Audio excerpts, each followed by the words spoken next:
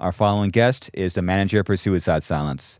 I believe we're going on 18 years of him being our manager, which is crazy to think about.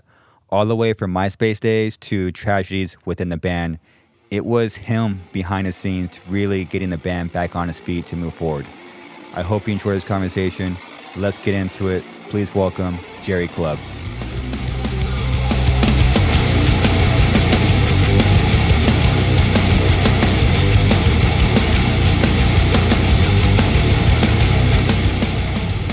Who knew we would be here? I mean, there are definitely times where I might have thought that I wouldn't be in this room again, and yet here I am. The room keeps changing, but I'm still the same. You're still the same, and you're still here, man. I am. Thank God. I know. Thank God for everyone that's still here after this crazy year we've had. I know. And yeah, Jerry Clubb, man. This is gonna be your lucky number, 21. The 21st episode by request. Yeah. I specifically said, Chris Garza, 21 is my lucky number. I want to be that number on your podcast. Let's do it. Why is it 21? Man, there are a lot of reasons for that, but I would say most notably because my birthday is on the 21st of July. Mm-hmm. And so when you're younger and you're trying to figure out what your lucky number is going to be. Yeah. I mean, your birthday's a pretty good indication. That and 21 is kind of a famous lucky number within, blackjack and is it? and cards and things like that. So yeah, it's just one of those numbers that has made sense. And there's been a lot of times where the number 21 is lined up in my life and brought me good luck. So, wow. So it's my lucky number. And then my second luckiest number is 7, and my birthday is 7/21. So. And 7's also a commonly known kind of lucky number. So is it? Yeah. That's how you roll. Cool. Well, Jerry Clubb, thank you for bringing your good luck here. Dude, I hope so. I hope it's a great podcast. I hope people check this one out. Appreciate that. Jerry Clubb, you are the hidden 6th member of Suicide Silence. Thank you very much. It's awesome. And also probably the longest standing member. Like, how long have I known you and been managing this band? Yeah, that goes back to 2004, I believe, is when I first saw Suicide Silence play at the Showcase Theater in Corona. And when I got your guys' Bludgeon to Death demo, I think, and exchanged contact information. And it goes all the way back then. And like you said, besides yourself, I'm the next longest kind of person that's been involved, that's still involved at this point. So I know it's such a trip. It definitely doesn't feel that long, and we've called you our sixth Beatle. There you go, dude. And in my personal opinion, you've been our secret weapon. All right. Well, let's not expose too much of my secret weapon. But yeah, I certainly feel like, a part of this Suicide Silence family, and always have. And man, it's been an enormous part of my adulthood, dude. It's changed my life, obviously, and become my life. So yeah, it's an odd position to be in, not being a band member, but being so integral and involved in the career of the band in a very personal way. Yeah. But yeah, it's awesome, and yeah, I'm happy to be here and reveal some of the behind the scenes of it all. Yeah. But yeah, man. Right before we got connected, what were you doing before then? So prior to seeing Suicide Silence in 2004, I mean, most directly, I was working at Prosthetic Records at the time, as the kind of promo publicity guy. It was a job that I was probably just a few months into. It was my first real music industry job after having interned at Century Media. So, that's really what I was doing and concentrating on is I wanted to kind of build a career within the label structure of the music business. And what led me to that was working at my college radio station as a metal director. I had a radio show at my college, and I was the one that would kind of program what hard rock and metal CDs were on the shelves and that people would be spinning. And yeah, of course, I was in college going to film school, so filmmaking was also on my mind as to what I was hopefully going to do as a long-term career as far as post-production, maybe even screenwriting, things like that. And got my degree from Chapman University's film school with an emphasis in editing. And so, I was trying to find my way post-college. Shortly after graduating, this was probably just about a year or less after I'd graduated from college, that I was working at Prosthetic and came across you guys just during kind of a routine situation where a couple of our prosthetic bands were playing at the Showcase Theater in Corona, and I drove down to kind of meet them and to get more familiar with our artists. And I remember seeing on the Showcase Theater marquee that Suicide Silence was playing above one of our new signings, Like the City. And I remember thinking, who is this band that's billed above our signed band and playing between the two prosthetic bands, Like the City and Acacia Strain? And I kind of was going to watch it with a bit of a chip on my shoulder, like, okay, well, clearly this is a mistake, and sure enough, it was not a mistake. The band had obviously, you guys, Suicide Silence, had obviously had a great local following brewing in this area. And, there were tons of people going crazy in the pit for the band. And I watched the whole set and was obviously incredibly impressed to the point of speaking with you and Mitch, I think, that night. And the rest is, kind of history that we could get more into more detail of. But yeah, as far as what I was doing, I was trying to find my way post college. Like, what was I going to do with my life, And there were kind of the degree that I had, and then there was my interest in music that I made some connections there at college radio that led me to some label opportunities, and I was just getting my feet wet with that and had no intention of being an artist manager. I probably didn't even know much about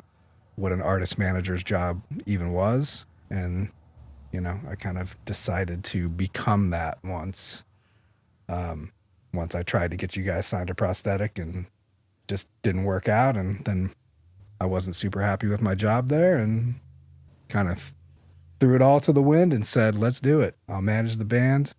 Let's go big. Wow. So, You went from getting a film degree in college to going straight into music, and then that led you to us meeting. yeah, in some roundabout way, that is what happened. I mean, like most young adults searching for what they're going to do in life, I kind of, just found myself working at a label that was a relatively young, exciting label in Prosthetic. There were a couple of acts that I really liked over there. All That Remains was a band that I was becoming familiar with, that I was super into.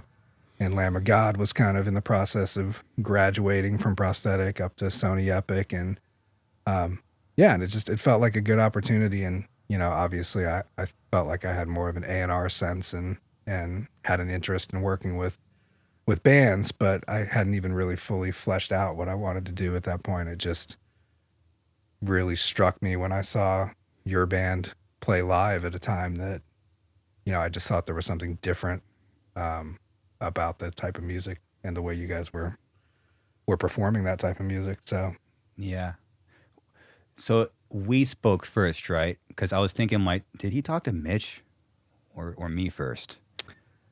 I honestly don't remember. I feel like I would have gone up to Mitch, just being the front man that's more recognizable. Of course. So I feel like I talked to Mitch first. I know it was inside the venue after the show.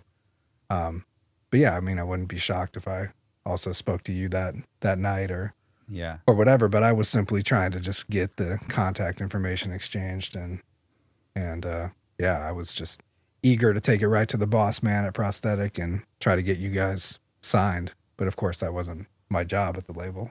But Yeah. I wanted to make it my job because I felt like there was some real opportunity with what was going on. Yeah. I was trying to wonder how I got your number. Because, like, I don't remember us talking that day, but I did get your number. And I know for a fact I didn't get it from Mitch. I could have handed you a business card. I mean, Or I'm maybe- always the type that would have a business Maybe. card on me. I'm sure I had fresh prosthetic business cards that I was stoked about, that I'm sure I handed him out.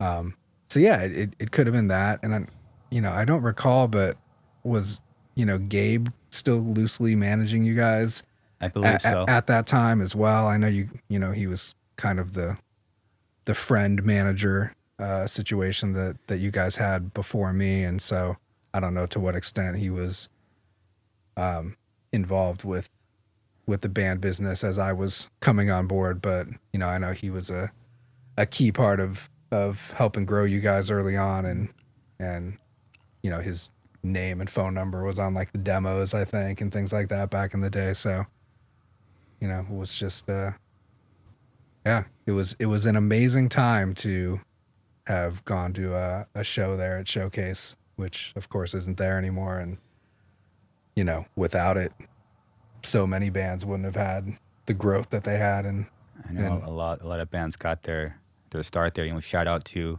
Gabe Ochoa, Bean Trio, great guy. He definitely helped out a lot with us. I remember having your number, and I'll be at Ancho's washing dishes, and you either call me or text me. And I remember always looking at my phone, like, oh my God, Jerry's calling me. Wow. that's Holy funny crap. because I was such a young kind of, God, I must have been in 2004. I was only 22, so I was just this young dude that was probably thinking, these guys even take me seriously, like I did. So it's definitely interesting to think back on, because I was trying to make my way without knowing anybody and just thinking, like, I want to work with this band. I don't know how it's gonna happen, but I was probably pretty aggressive with letting you guys know that at that point. What Yeah. was it about Suicide Silence that made you take that leap? Garza's great looks. No, it was it was an immediate thing seeing Suicide Silence perform at the Showcase, at the particular show that I was mentioning earlier. It was the ferocity of the live performance. A lot of it certainly had to do with Mitch, and just the way he moved on stage was so unique, and he was so just moving with the music, so to speak, and it was just so incredibly heavy, and the reaction that the fans were having was very much a losing their minds kind of reaction.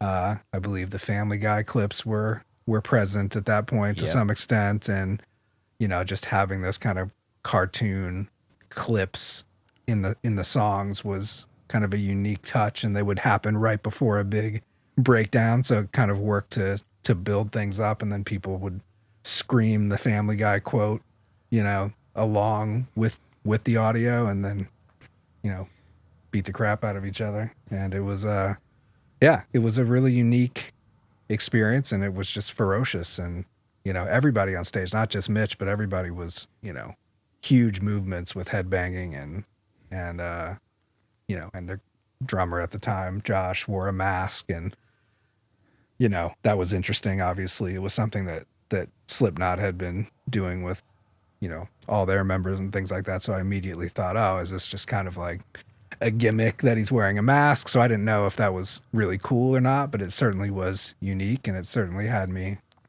asking the questions as to why only one guy in the band wearing a mask. And it's actually funny that later on I go to find out that Josh kind of does make funny faces when he drums, and that he really wanted to wear that mask to kind of cover up the fact that he felt like he looked awkward while drumming. And I just, to this day, I feel like, do many people even realize that? Like back then, I feel like it was kind of people didn't know. They probably thought the band was trying to, just collectively decided to do that to be cool looking or something. But it was really an individual decision by him, right? More than anything. Yeah, one of those individual decisions / quirks that just kind of sticks and works, Yeah, and I like how when he, was no longer in the band anymore, it wasn't like you tried to throw a mask on the next guy or something. It wasn't this gimmick where we're just going to use the same mask or use a different mask or anything. It was very much like that was Josh's thing. And doesn't he still have that mask? I think so. Like, talk to him, and he I want still to see got it. it. He wears it to sleep at night. Dude, that's It was cool, man. Yeah. He had his own thing. It was awesome. Yeah, it's kind of like that Jim Carrey movie, The Mask. Like Josh would put that on, and he would like become the drummer of Suicide Silence. Yeah. And then when he's not wearing it, he's kind of just this really tall, interesting dude that's Yeah. super articulate and great at cooking. Great like cook, man. culinary major or whatever. And it just, yeah, that was almost like his alter identity. Yeah. Shout out Big Josh.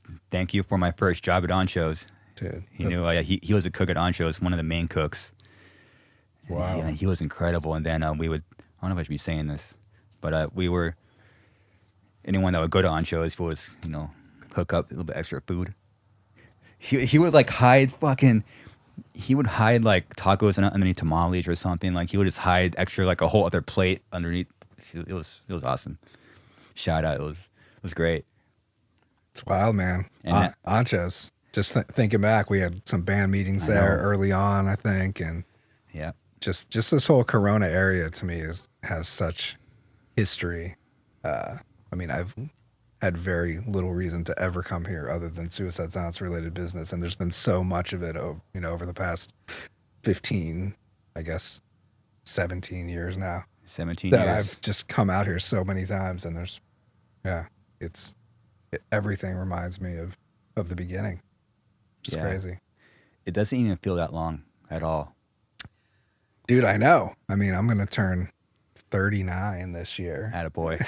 And I'm thinking to myself, Still in your 30s. wait, wasn't I the young manager of this band at 22? Didn't I discover this band and think, I'm too young. They're not going to take me seriously. And now it's like, I'm too old. They're not going to take me seriously. What am I doing? Yeah. Still managing this band. And You can't win. You can't win, dude.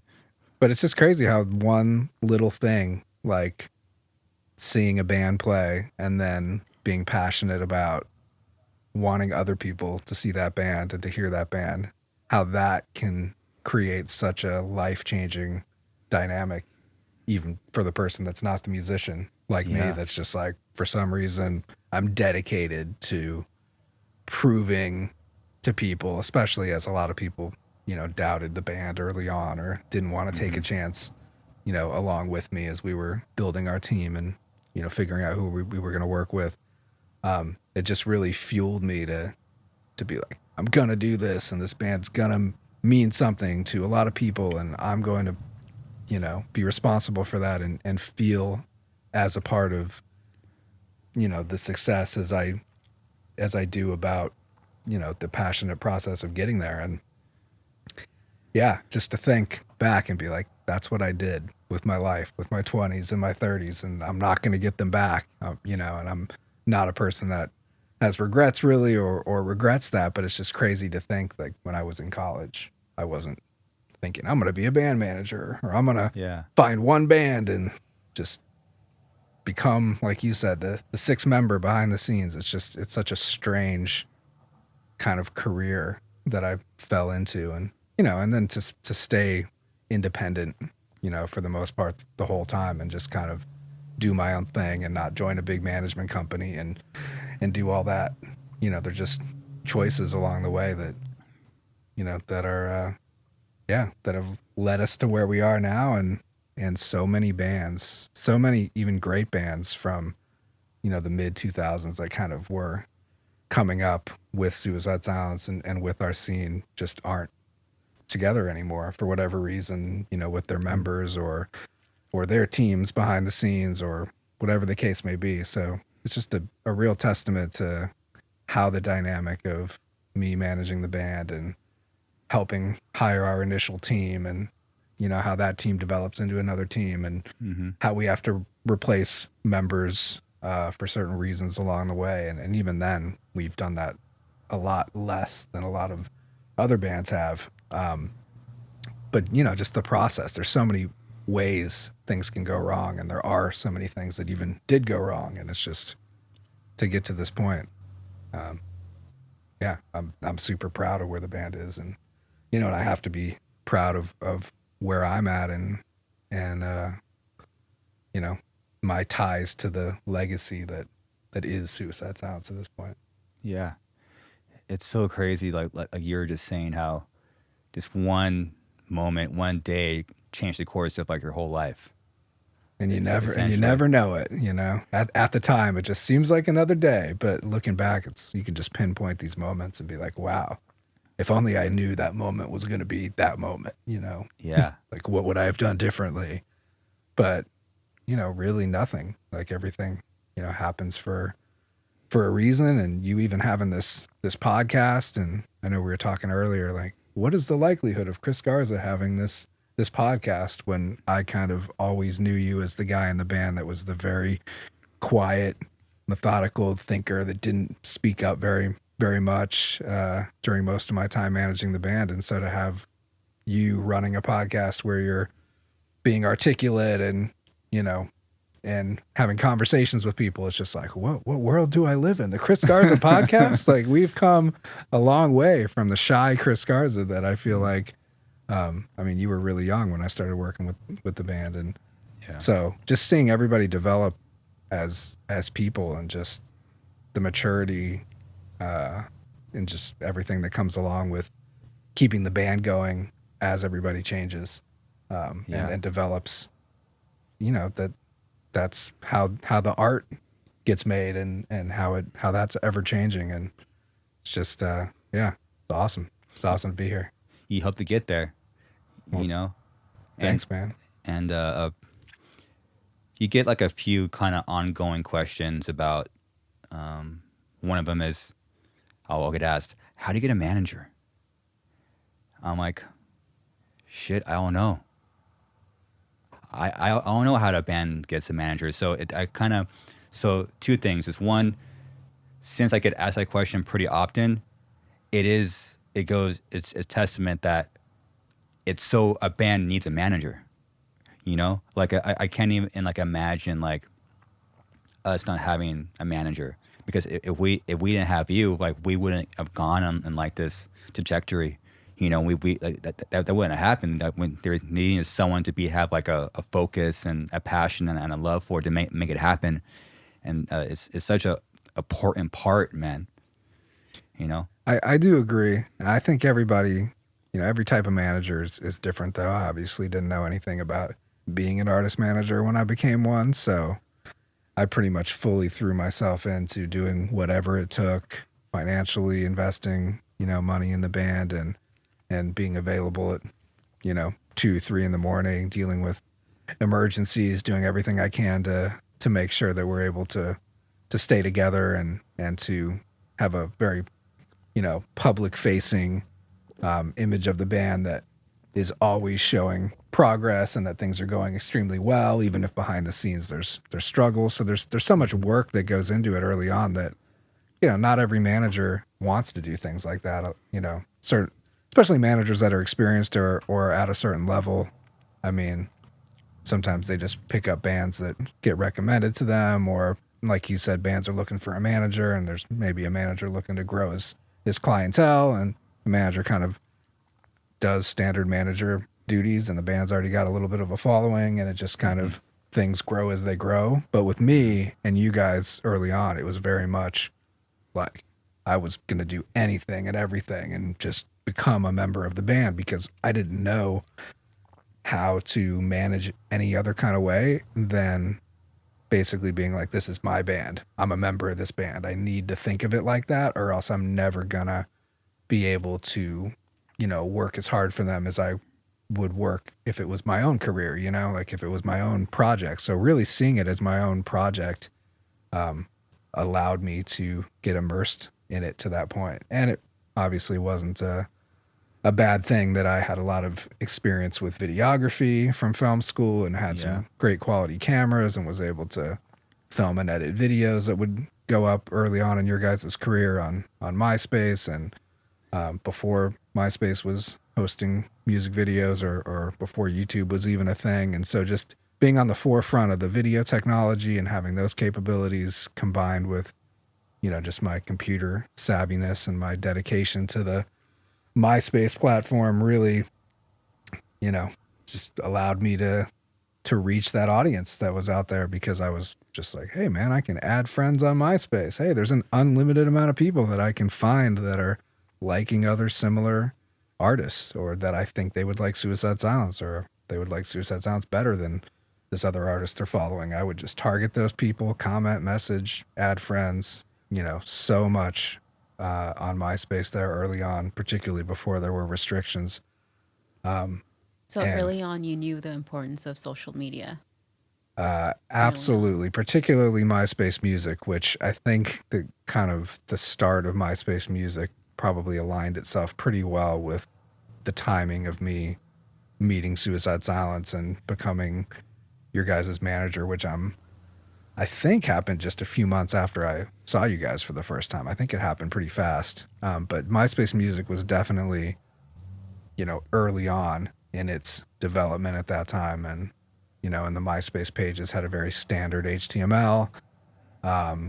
And there just weren't people embedding videos, or they didn't know how to, or you had to host videos places in order to embed them. And so I remember having my mentalsuplex.com website, and I put up that destruction of a statue, live video from Showcase, and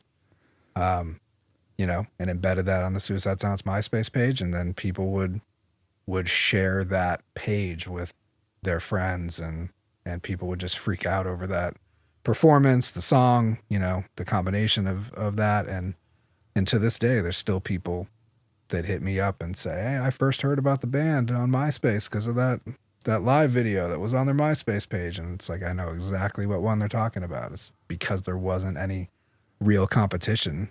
And I remember that video got so many plays, I had to upgrade my server, and it was just, it was exciting, but I knew it was working. And I just knew based on that reaction that the more people heard it and saw that video, the bigger the band would get. And so I took full advantage of using all of my time to do that, because, I didn't know other people in the industry really, as far as people that would just do me favors or allow Suicide Silence to have a big opportunity. There was also a stigma, of course, that went along with growing on MySpace and being a MySpace band, where it took a while for some labels and other industry people to take a band seriously that was, growing on MySpace. But certainly I knew if the numbers got big enough and we had the live footage that shows how the live shows, how crazy they were going, and that fans were packing venues, I knew that it was only a matter of time. And sure enough, that's what did it. And that's, what got my start in the industry as far as being taken seriously, was the success of Suicide Silence with social media and just our ability to grow the band together, both the members and manager. And I guess, long story short, when it comes to, the importance of a manager with a band, it just really depends on the type of relationship, the type of person, the type of manager. And, that just doesn't happen very often. All the managers that I've come to know over time in situations I've seen, it's rare to have somebody be able to put their heart and soul and every second of their lives into a band that they're not in, but sometimes if you got the right person in the right situation with the right band, then that can work for everybody. And, luckily it worked for us. And this was the first band I ever managed, and the first attempt I ever made at such a thing. And thank God it worked well, because I certainly wouldn't have been a band manager if this first one crashed and burned, because I would have lost all my money, and people would have been like, "I told you so. Why are you investing your money in a death metal band?" And at a time when CD sales are going, by the wayside, that kind of music doesn't sell much anyways. And now, with Napster and all those other things that had come along, and, it just, CD sales were on their way out there in the mid to late 2000s. But, the strength of Suicide Silence and your guys' fan base and everything just really overcame that. So even though you heard like the naysayers, or even though you had outside opinions of what are you doing? Oh, it's a bad time where things aren't selling, CDs aren't selling. You always hear like the CDs aren't selling anything. You really didn't let that affect you at all. Correct. Rare for a manager. I definitely have always felt like I was fueled by the naysayers. So it would just inspire me to work harder and produce the results faster and everything whenever I'd get another naysayer. I mean, I was a little bit worried from a financial standpoint, especially when the naysayers, were my parents to some extent. Like, what are you doing? Yeah. You got this college scholarship. We've helped you get to this point, and now you're just gonna stop everything you're doing and not pursue your film career and manage this death metal band that, of course, my parents don't understand how it's even music. When they hear it, it just sounds like fingers on the chalkboard, right? Yeah. And so it's just it was definitely a big risk, and there were plenty of times that I thought, oh no, this is going by the wayside. I mean, if certain members quit the band or anything, then there's a chance the band just doesn't continue, and I obviously would be in debt for a number of things, but mostly I remember spending a lot of money on merchandise that we would need printed for shows, t-shirts and all that. Not to mention I started the little record label of mine, Third Degree Records, when I put out that first EP of your guys's, which was really just, when I say put out, like a non-distribution type thing. It was just me figuring out how to get CDs pressed, manufactured in our hands that we could sell on the road and make deals with certain independent shops to sell otherwise. But even aside from manufacturing the CDs and kind of being the band's label for that initial EP, the merchandise investment was huge, because all the money we'd make from selling merch, we'd have to, instead of it coming back to me, it would have to go toward other things that we would naturally need, like transportation and our ability to continue to do tours and all these sorts of things. So I remember being, crazy to the point where, we weren't that happy with our merch production situation. And I remember in my apartment in West LA, like shipping Suicide Silence merch myself for a certain amount of time. And I remember we had production issues. We just weren't getting things in time to send to the fans. And of course I was dealing with the fans directly on MySpace and the internet, where's my shirt, or I got this wrong shirt, and it was too much for me to handle also shipping out the merchandise and doing all that for you guys. So I remember being like, I'm just going to start a merch company and we're going to print our own stuff, and I'll have my family help me out, and they'll ship it from Arizona. And I trust my mom and my dad, and they're like diligent to the point where they'll make sure that the right people get the right shirts. And of course I bring my family on board to that crazy idea, and I say, yeah, let's print shirts, and I'll find other bands, and we'll just start a t-shirt company. And I remember for a while it was exciting because we were able to kind of control our merch in a much more direct way. We didn't have those same production issues or even customer service issues, but trying to expand that company came with its issues, because I realized that not every, the bands that I don't manage don't really care about paying their merch bills. The only reason that it worked with Suicide Silence is I can make sure that we paid our merch bills, properly or reasonably, so that the debt didn't get super ridiculous. But with other bands that I didn't work with, or, they got recommended to me, we'd print their merch over the years while I was still developing Third Degree merch. And it was a struggle printing a bunch of merch for bands that went on tour and then disappeared and never paid their bills. And when am I going to be the guy that sues these metal bands for money? I mean, I didn't have the structure, the legal structure in place to scare bands into paying their balance, nor did I really even want to. And my family didn't know the first thing about chasing metal bands for money. So, so that kind of changed over time. Strangely, that merch company still exists, although I'm not a part of it. My mom runs it from just a production standpoint. They no longer print for bands. They print for, local sports teams and churches and things like that. But yeah, I basically started a business that my mom ended up working for me and now runs herself and keeps very busy with. And so I don't know if that's a good or a bad thing, but it's certainly a weird thing. And it's just another one of those early on with Suicide Silence, doing their video stuff, doing their merch stuff, doing the record label stuff before we, had Century Media come along and officially sign the band. So it really was a situation that's very unique as far as manager and band. Like I just did a lot more than standard manager stuff because I considered myself a part of the band in a way and felt like I had to in order to get maximum success. And yeah, and everything that's happened since then has been because of those initial crazy ideas I had, just dedicated to not letting the naysayers be right, you know? Yeah. It seems like you just found ways to do things. So, oh well, like, when you need CDs, then you found a way to print CDs. When you need merch, you find a way to print merch. When you need to promote the band, you found a way to do it. Like that goes well so far beyond any manager duty, or even like if any manager would even be willing to do that. You went so above and beyond.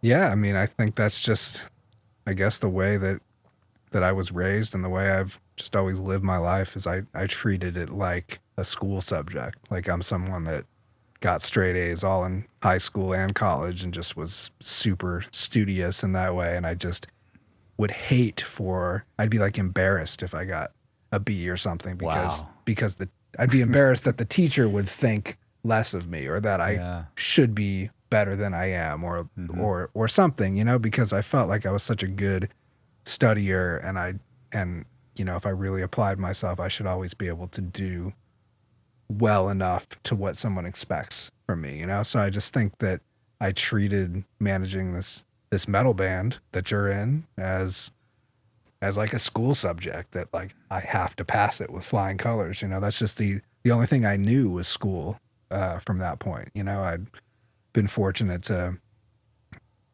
have really concentrated on my education. I didn't even really have that many odd jobs growing up or anything. All the jobs I worked were kind of just shooting video content on the sides for people, even when I was, you know, still in high school and making that transition coming out to college in California and everything. I simply had odd hustle jobs here and there. So to me, I didn't know anything other than like do well in school. That's what I'm good at. Like make a good impression, get along with people. And so when it came to working with a death metal band, it was kind of that same thing. Just had to dedicate to getting the best grade I could get in band management 101, you know, without knowing anything. It's just like let me create my success. And so it was exciting to not have a blueprint that I had to go off of. It was different from school in a way that I didn't have something I could just study and remember, and that's how I passed. But I had to kind of create my own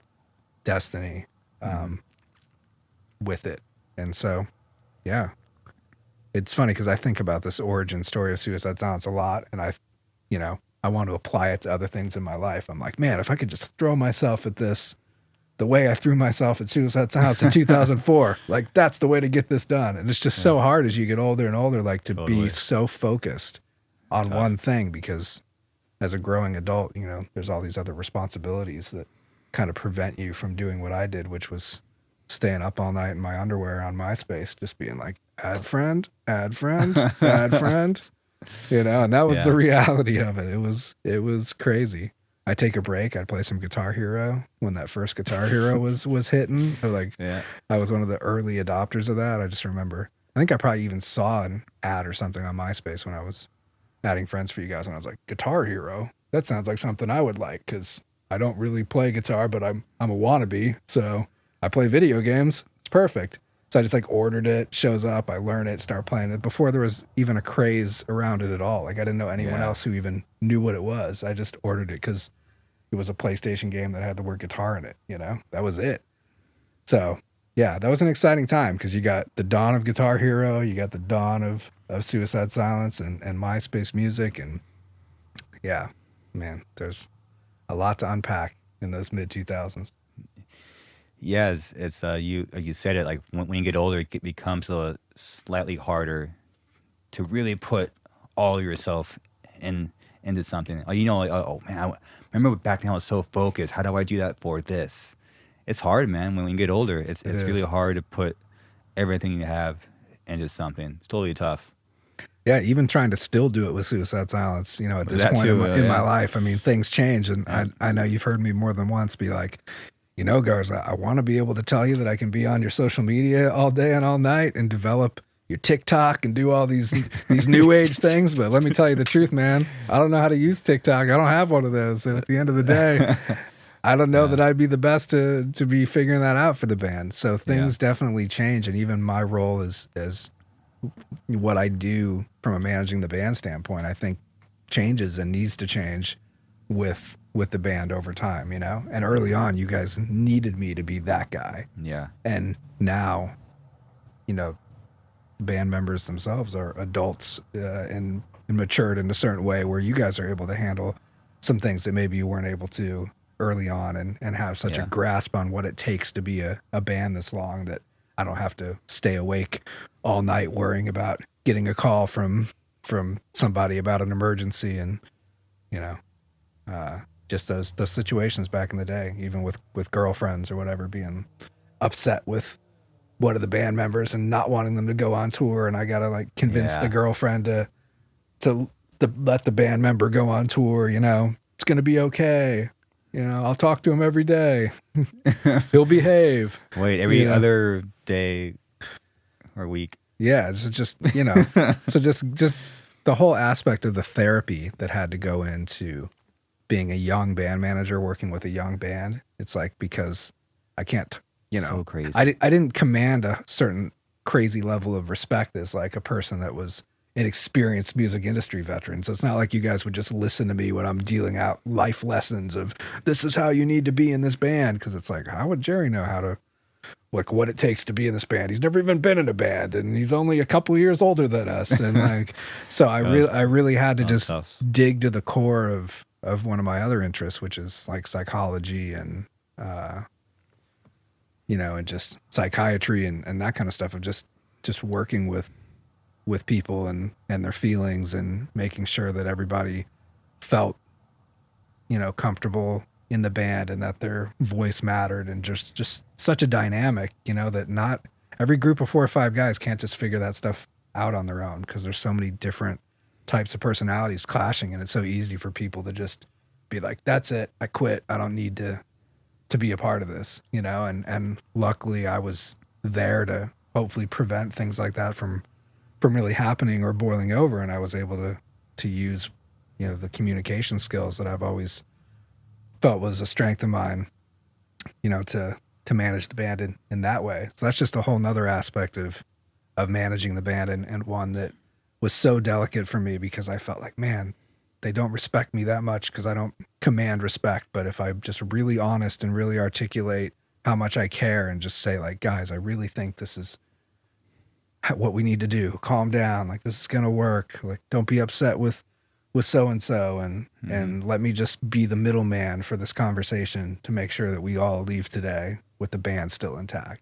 Just those types of things were huge. And those aren't really responsibilities of band managers typically. And in a lot of ways, a lot of band managers or members of a band's team live in different states than the band themselves. And, lots of times it's not even possible to be in a room and be the mediator like that. But, I guess the destiny of all this also is that we've always been local to each other, you guys are here in Southern California and I'm here in Southern California. And that's pretty much been the case the whole time. So, yeah, I think us living so close by to each other has been very crucial, especially over the years. Totally. It's just something kind of keeps us just staying here. It's weird. None of us will really move away, even though it's cheaper or you want to. It's just something just keeps us here. Yeah, and that's one of many aspects of keeping a band together that's, crazy when you think about it. Man, you guys all pretty much have stayed in the same area. What if somebody went and moved to another country or moved all the way across the country or things like that? Not that the band would have to break up, but it just changes the dynamic of how often you guys can see each other and get together. And sometimes it's one foot out the door for someone if they live so far away, they start feeling distant from the other guys or whatever, then the synergy might not be what it once was. And so I think, you just doesn't always happen like this where a band is able to stay close together, both proximity wise and just, creatively and with their team, and including me going back so far and still being around. I mean, it's helpful because it's not easy because a lot of great bands break up before they, maybe really needed to. And even more so the case, a lot of great bands never get known or discovered because they just never collectively get it together to the point where all elements are able to be clicking. Yeah. So, yeah. And man, I remember thinking back then in the mid 2000s when I first started working with you guys and managing bands, like I'm just a few years late to this band management game. Records aren't selling like they used to. I'm meeting these other managers that are talking about all this money they were making in the late 90s and huge deals. No, And I'm just like thinking, man, I really missed the boat on this. Right. And I'm just like, why am I like, I'm just late to the game. If I was only born 5 years earlier or something. Right. And then here today, I'm like thinking back, man, things were great in the mid 2000s. Oh, I loved that. We were killing it. And look how great records were selling back then, right? Because today is a totally different story. And now I look at that time that I was in, realizing, man, I hear from the music industry, veterans that things are on the decline. And now I remember thinking back to those times and being like, wow, those were awesome times for me. Because it just, got worse and worse from, I guess, from an exciting standpoint where, where records were still selling, bands were maybe able to do a little bit better without relying on outside forces like Spotify and Apple and things like that now, which are great, but they're a lot different than, even MySpace where myself and us were able to control our direct communication to our fan base and grow the band in such a way that, now there's other gatekeepers out there that decide what bands get on what playlists and how much they kind of get in front of people. Whereas back then I felt like we had a little more control over who we got in front of because we were able to reach out to people that were very responsive, directly. So hopefully we see things move in that direction where, where there's a social platform that allows people to discover and communicate with the band in a really like music centric way, because the fact that Instagram is kind of like the spot for, our social media, it's just, that's like an image based platform, short video based platform. It isn't a music player based platform, where people are just exploring music and getting excited about it. And that's really what MySpace music, as it was dubbed, was all about. And so that's just something that, it bums me out that nothing has kind of replaced that. While I love the streaming services, they don't integrate the communication between the fans and the bands on there. You got to go elsewhere for that. And the second you're sending people multiple places, it's just things get lost in the shuffle. But I hear it's changing soon. I don't want to start any rumors, but I hear some of the major audio platforms are trying to find a way to integrate a comment section and etc. So it's good to know. You're right. I never think about that. Like MySpace, it was MySpace music. Yeah, it was like people will go there like to hear bands and then will communicate with each other. I forgot about that. Yeah, man, that was the jam, dude. As much as it was, a silly thing in a way to be a MySpace band or to grow on there, it was such a great platform and way that we can control our own future. And it was just huge to the start of this band in like the real sense, going worldwide and being recognized by labels and fans all around the world. And, and it helped so many bands back then. And it's so tough these days. I can't imagine, to be an up and coming band and how you get noticed and things like that. There's just a lot that goes beyond, your control these days. So, what made you that you touched on it, but this is something people always bring up is what made you put a video on MySpace? Has it been done? Yeah, I mean, Before you did it? people have definitely asked me this before. I don't recall seeing anyone else do it on MySpace. What drove me to do it simply was I saw this band live, and that's what sold me on it to the point of quitting my job at the label and becoming an artist manager and integrating myself into the Suicide Silence world. And I thought, if only other people could see this band live. And I'm not just talking about a camcorder in the back of the room, but let me use my videography prowess and my editing degree and all that. So, I got some people from film school to operate a couple other cameras, and we multi-camera filmed one of your, next shows at Showcase. And I chose what song I thought worked best as a first impression. I chose, obviously the angles when I edited it and put that all together. And I had a website that I had started previously for my video production. And so I had a place I could host it. And I knew enough about QuickTime and embedding and things like that, that I knew as long as it was HTML that I could code our MySpace page. It was at that time that, MySpace was starting to allow this custom coding. Yeah. And so, yeah, I just did it. And, obviously now that's embedding videos a super commonplace type thing. Yeah, and like, YouTube videos are embedded in a million places every day. But back then, yeah, it was something where I thought, okay, this is going to put us ahead of other bands and, our competition and, which was Job for a Cowboy and some other bands coming up around that time that I was excited to compete with, because there were some other bands in our similar genre that were coming up that were doing well. And I remember thinking, I got to get a one up on these bands somehow, and to me, it was show the live performance that Suicide Silence puts on. And just as importantly, show the fans in that live video and the way they're reacting to what you guys are doing on stage. So that was, the fans reacting to the band was just as important as seeing you guys. And that just showed that there was something brewing that the rest of the world should be jealous of, and I think that video not only got a lot of people to see the band for the first time, but it got you guys, a UK tour. And, in 2006, when you were still an unsigned band, it got you over to the UK to play a bunch of totally packed, crazy shows, to a part of the world that you'd never been to before,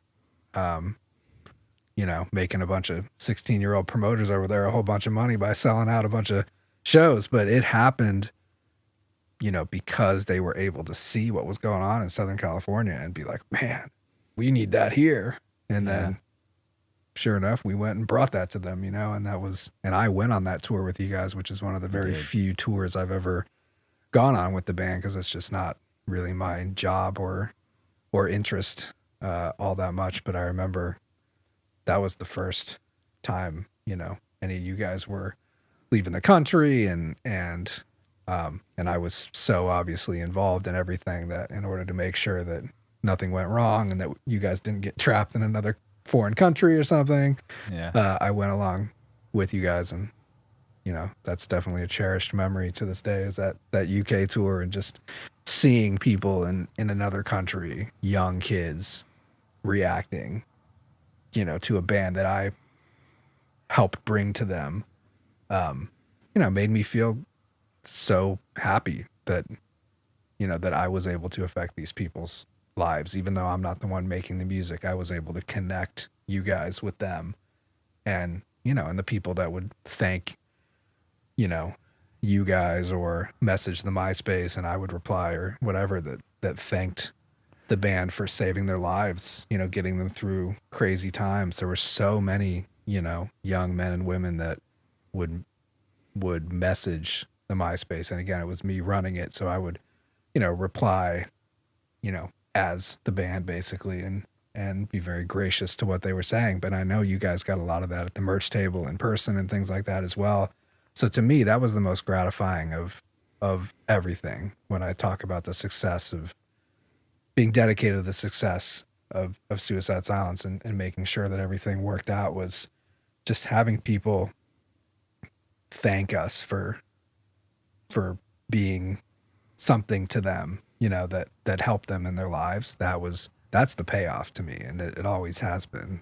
You know, what's kept me going, even through those times when the money was invested and I was worried that things could go wrong. Just getting one message from somebody, like especially in a foreign country or something, being like, "Oh my God, I just found your band. You know, I'm going through a really rough time with this, and I swear this has helped me so much. Thank you guys." You know, and it's just like, well, obviously I'm going to keep doing what I'm doing because look at how it touched that person. You know, so Yeah.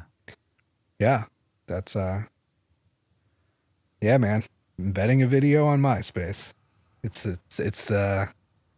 definitely a time and a place in history where that It is. where the stars align to make that work with a young death metal band. You know, imagine if that was like just a DJ or a rapper or something. It would be the biggest thing in the world. But no, it was Yeah. a young death metal band that had this video embedded on MySpace, and I really think it just everything you guys were doing stylistically as well. It really helped bring extreme metal to a younger generation of people, you know, that were using that social media platform for, you know, reasons beyond music or for other genres of music. And you know, I think it's cool. Just like when you had Jose on here and he's talking about how exciting it is to get people to, you know, wave that flag for metal and get more people into metal. I mean, that's how I Yeah. felt like we were carrying our flag early on, was, you know, getting people into extreme music that happened to see that video on our MySpace page. And just seeing the type of energy that a live show, you know, with heavy guitars and screaming could bring, you know. Yeah. So it was awesome. It was awesome, man. It's that video. I mean, things definitely changed once you did that. Like we did like right before that UK tour, we had like a full on summer tour that summer, and we were headlining it, and there was 5 bands under us. It was a big tour. They're all signed. And like Yeah. I don't know how, when you look back, I don't know how, because we didn't have a piece in that, like choosing like the bands, or I don't think, or booking a tour. I don't know who you were talking to or how you made it happen. You really got us to play over like 4 or 5 signed bands, and we still weren't signed. They all had CDs in stores and shit. I remember like them making comments about it. Yeah. Was that the Spreading Disease tour? Is that Oh, the one you're yeah. talking about? Yeah. And so I think, yeah, and that was very, you know, purposeful. I know that I was aware of that at the time, and that we were making a statement as far as like, let's up that record deal, double or nothing. Double or nothing. Let's up that record deal. Look at Yeah. the hype here on this tour. Double or nothing, man. And was it Ash that booked that tour? I mean, I I know. believe so. Yeah, early on, having Ash Appleton as an upcoming agent and me as an upcoming manager, and the, you know, everything was aligning in a way where the labels were starting to really take notice, and yeah, headlining a tour with a great turnout over bands that were signed with CDs and stores and everything was obviously a big statement. But really, I mean, it was the billing that made sense. I mean, the MySpace numbers and everything that we were building, it was translating into the live setting. And I think, you know, if it wasn't, then people would notice and be like, all right, well, bands on MySpace are just big on the internet. What is that going to do in the real world? Yeah. But the fact that we were able to do real world numbers, headlining and things like that, showed that the bigger your, you know, MySpace numbers are, and just what you're able to do on the internet worldwide, definitely can affect your real life turnout at live shows, and thus in merch commerce and all this. So, you know, I think we were kind of guinea pigs early on for that, at least within the metal scene, of can MySpace numbers really equal attendance and making money, you know? And I think we were actively proving that it could. And that's really where, you know, labels started to take notice. And that's where so many other bands, I think, started, I know, reaching out to me. Hey, can you be our manager? Or, hey, how do you run your MySpace so well, and hey, can we pay you to build our MySpace? And I'm sure you guys Crazy. saw a lot of bands coming up that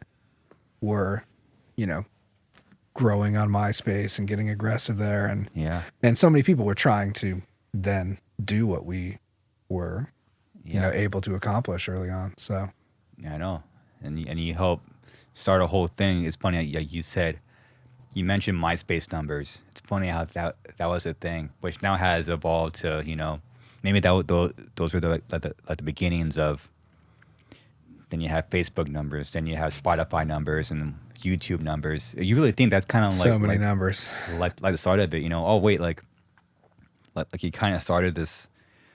Oh wait, like these numbers actually turned to like real people in like a live setting. That's when people really started to take things seriously. Yeah, and remember before MySpace numbers, it used to be record sales, and even during Yeah, true. MySpace, it was record sales and maybe your MySpace numbers. Like it was a long battle Yeah. to overcome record sales numbers, which was what the industry was largely based on when it came to billing a tour and everything. Well, how many records have they sold? Yeah. We were kind of pushing that envelope of, well, how many friends do they have on MySpace? And Yeah, what's funny is crazy. I remember where our MySpace ended. Basically, we were near 600,000 on MySpace. And I know that doesn't sound like a lot because technically that's like right around where the band's Instagram is at right now in present day. And even on Interesting. even on Facebook, we, got up over 4 million or something, which was what came after MySpace. But on MySpace, we were around that 600,000 mark, which was at the time, in 2000, whenever that ended, in the late 2000s, it was a lot for a metal band to have that many. And I remember just being so proud and growing it, and just to see those 600,000 basically just disappear and it all go away was seriously a devastating thing to me. I mean, I thought that with that many people following the band and with how big MySpace music was for so many artists in our genre and others, I honestly thought that it could never go away. I thought that Yeah. maybe it would change, like Facebook's changed a lot since it started as literally a Facebook like yearbook type thing. Add your college friends only, have to Yeah. have a college email address to get on Facebook. It started as that. And now look where Facebook is. So I thought MySpace might evolve, but to basically become a cesspool and just disappear and become spam heaven and all that, it was terrible because we just didn't have this easy connector to just get all of them to follow us on the next platform. Like I remember Yeah. trying, I mean, there was a little bit of a crossover, like, hey, come at us on Facebook and stuff like that, but there just was not that seamless connector, like if only Yeah. Facebook could have just connected with our MySpace and just grabbed all those profiles and we just Sure. start our Facebook with 600,000. That would have been great, right? But no, I had to start our Facebook at 0, just like our MySpace started at 0, And so just to start Wow. over at 0 with that Facebook, which I know, I created, even to see that number get over 4 million, I was like even more thrilled than I was with MySpace at that point about the number, but it still never was music centric enough to really allow us to do what we did with MySpace. And it's all about adapting to the current technologies and everything, but it just was never quite the same. And then of course those 4 million on Facebook, now nobody goes to Facebook for music, and now that's not Yeah. really the spot for us. And now our Instagram, which strangely started as a photo sharing site, is now the best place to kind of currently see what's going on with the band and have fans communicate with the band and each other. And so that's kind of strange. So Yeah. yeah, and like you said, it's all about the numbers. Now it's really Spotify numbers that people look at and say, how relevant is your band? Because that's Yeah. where the majority of people are listening to music. And of course Apple and things like that. I just know that with Spotify the numbers are very easy to see, and I hear very a lot of easy. people throw those numbers around since they're kind of public to the fans and the industry alike. And the numbers are always changing. on Yeah. Spotify because they're based on monthly listeners. You know, Yeah. that's the data that's public. So it's a little different than the MySpace game where it's like you add friends and they stay your friends unless you delete them or they delete you. And same with, you know, Facebook followers. But when you're dealing Yeah. with streaming numbers, you can see your numbers go up or down.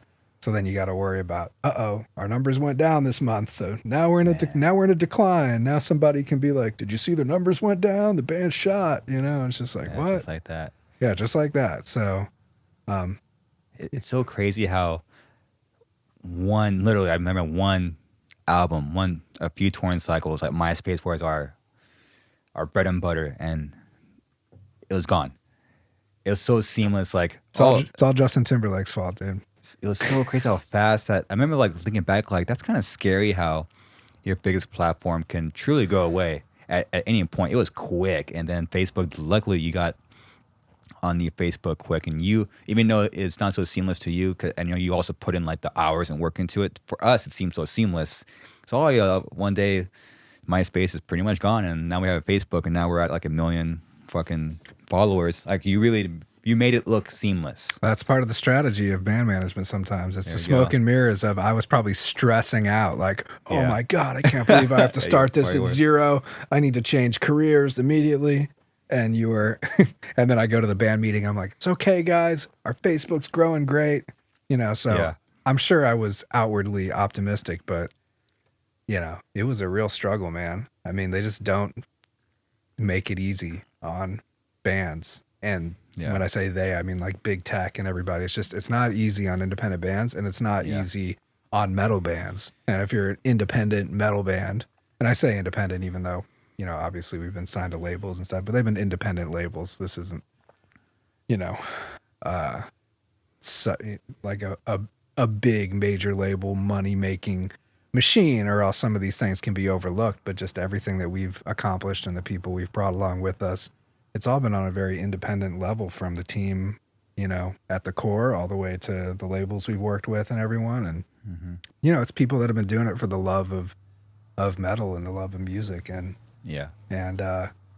you know, the technology and the social media apps and all that. Those people don't give a shit about us, you know, and that's just the reality of it. Is there's just never been that connection where it's just really helped young metal bands or independent artists, and hopefully we're getting to that point with some of these, you know, growths in Spotify and Apple and other streaming platforms and all these sorts of things. But yeah, Yeah. it certainly has not been easy. And No. yeah, and then obviously the most depressing thing is when you look at Instagram numbers or Spotify numbers or anything of genres outside of metal that are just, you know, rappers or DJs or anything, that they're just massive numbers. You just look at Yeah. it and go, wow. You're like, what the I just fuck? heard about this person yesterday, and there's millions of streams, millions of Instagram followers, and you're like, man, I worked so hard to get to the number we're at, you know? Yeah. And so, yeah, it comes down to, you know, working with what we love, and, you know, and we've been blessed to be in the position we're at with music that is badass. And yeah, hopefully we'll have our day where metal will dominate in some area where there'll be a nice way to both discover, listen to, communicate with artists, you know, and a community that can grow with all those things integrated. So we'll see where it goes. We'll see where it goes, man. You have a lot of experience with managing a band and seeing ups and downs and money, no money. What two things. What do you think keeps you here? Dealing with our shit still. Jeez. What keeps me here dealing with your shit still? I mean, man, we haven't even talked about the time that I wasn't actually with the band for a couple of years, but perhaps that's another story. No, let's go into it. But yeah, I mean, to answer your question, firstly, what keeps me here really is the connection that goes back to when I first met you and, and the other guys in the band at the time that are no longer, the current members of the band.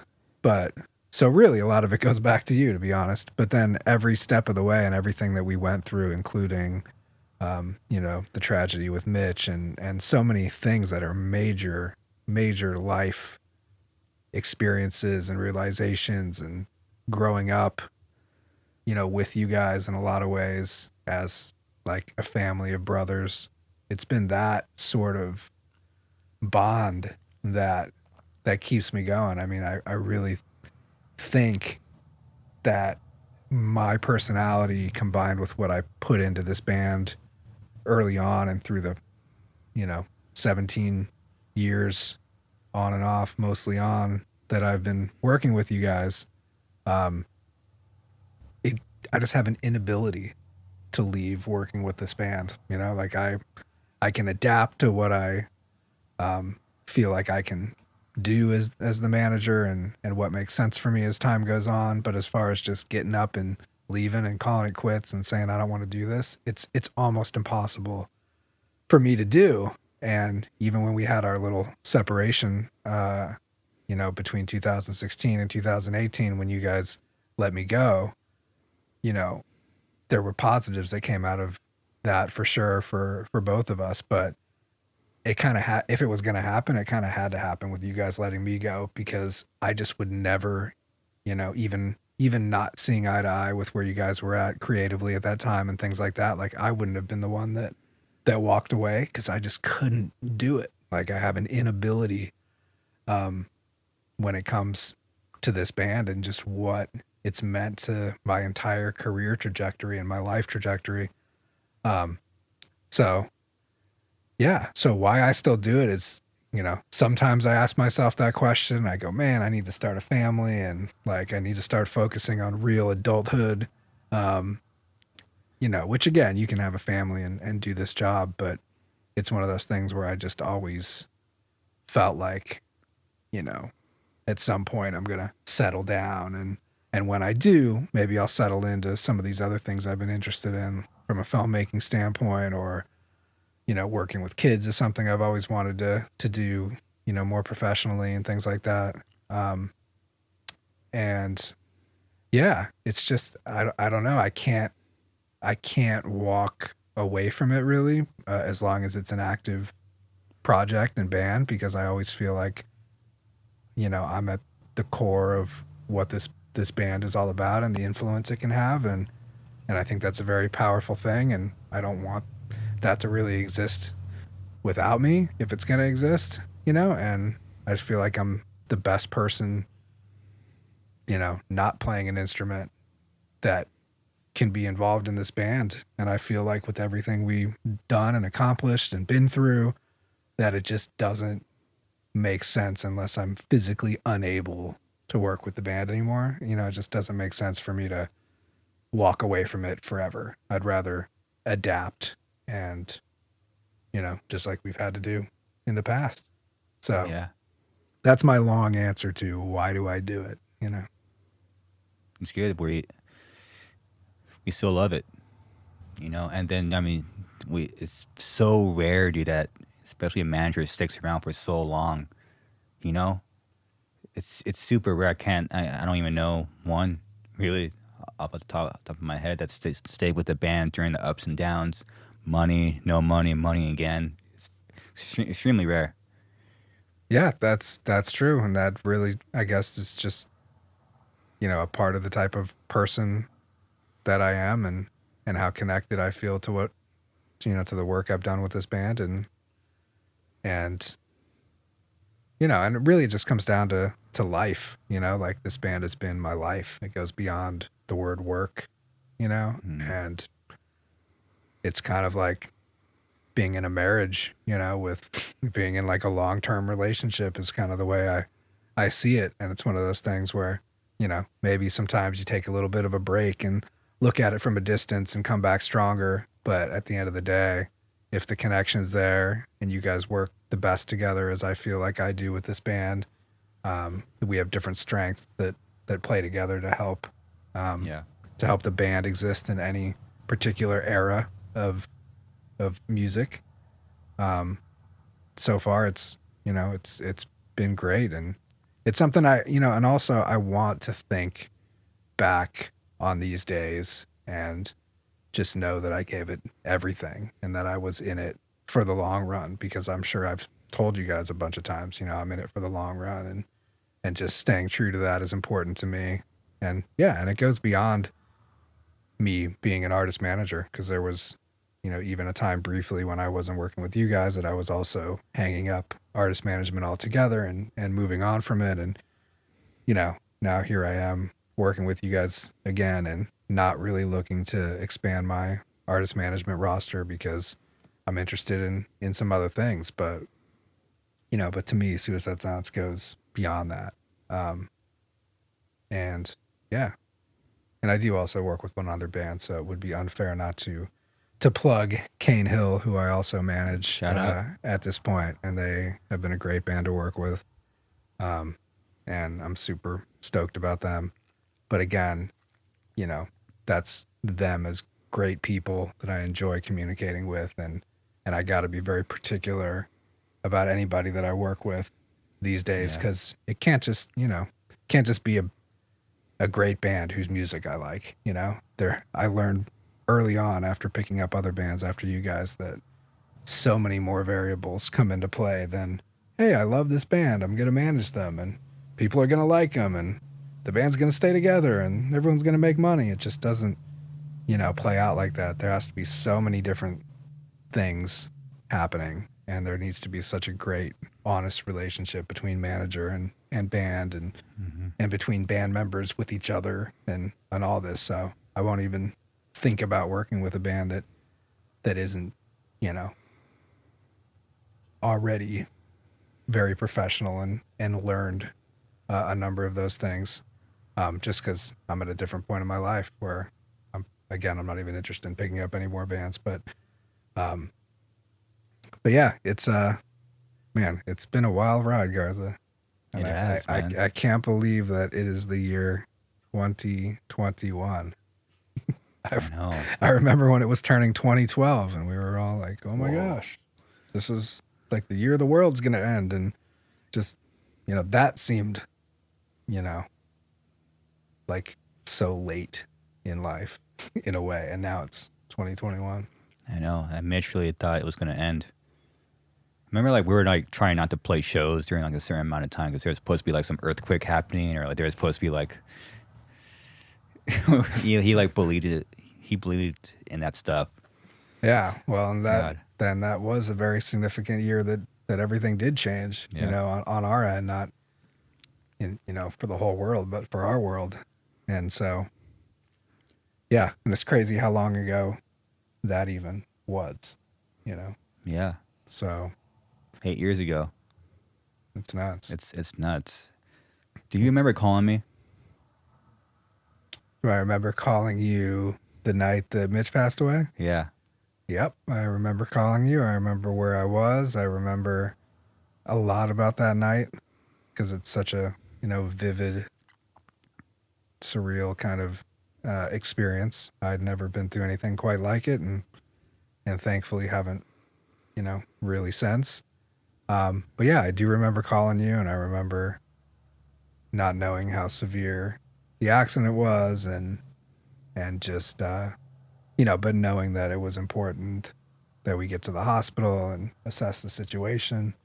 And I just remember thinking, like, man, I can't believe, that Mitch got in this accident, and that, that it sounds like he's severely hurt. Like, if he has broken bones, he's not going to be able to do this next tour. I remember things like that crossing my mind. Like, Yeah. like how injured is he?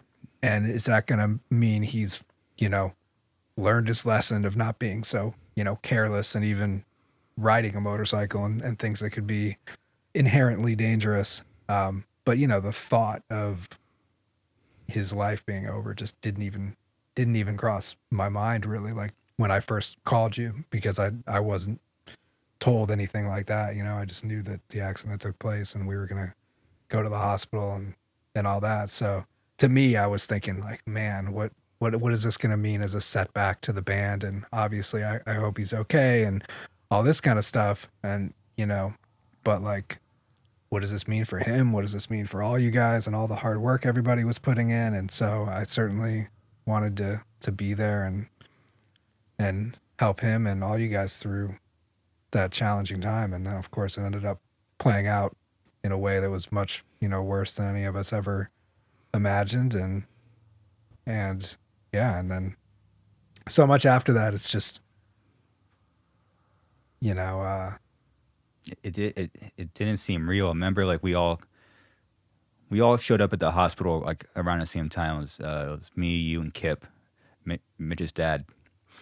And I remember like going in the hospital. I'm like, where's everybody else? It was like I don't think no one really knew. As we were probably thinking in our heads, it can't be that bad. You yeah, well, it's like we you also can't didn't, accept that. yeah, we also didn't want to overreact, True. not knowing what was going on. And I think, you and I were somewhat locals, and in town and able to be there. And it was also Halloween night. So people, had plans or were out certain places.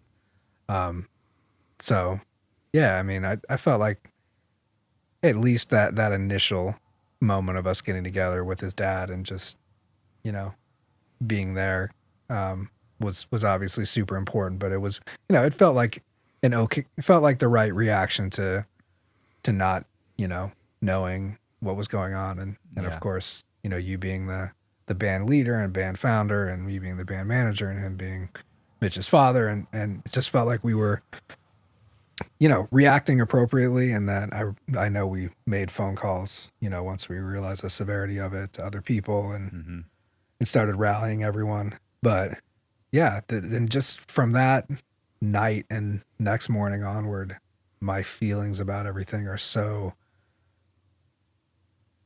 strange, where it's obviously terrible, but so many great things came from, the fans raising money for Mitch's daughter and her college fund and and just seeing people come together and celebrate Mitch's life and just all the video footage that I had compiled and others had compiled over all the years kind of coming together and just that memorial show that we put together that was so special that, his spirit was like in the room, and Yeah. on the stage.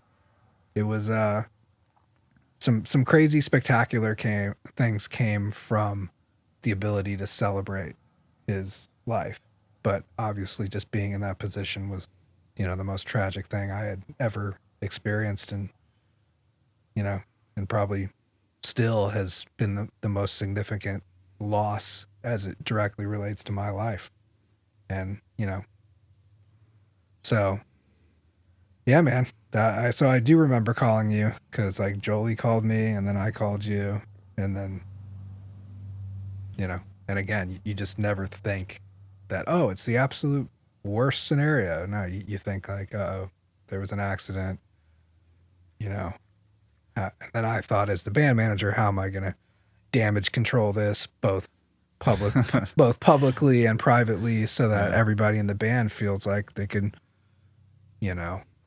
grow stronger from it and, and hopefully people learn to be as safe as possible, which is obviously very difficult, in your guys' line of work and constantly traveling and all this.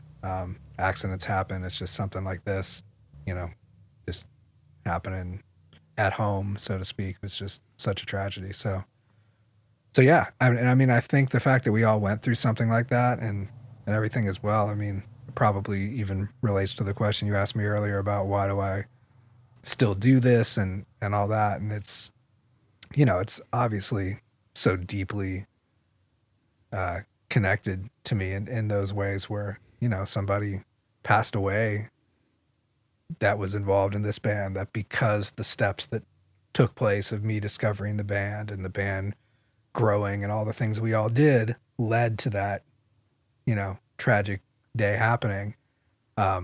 It's a part of everything, and someone's, life and legacy and what they leave behind is directly related to things that we all experienced together and did together. And And I Yeah. certainly, I think, felt that drive when the band decided to stay together after that and get another vocalist.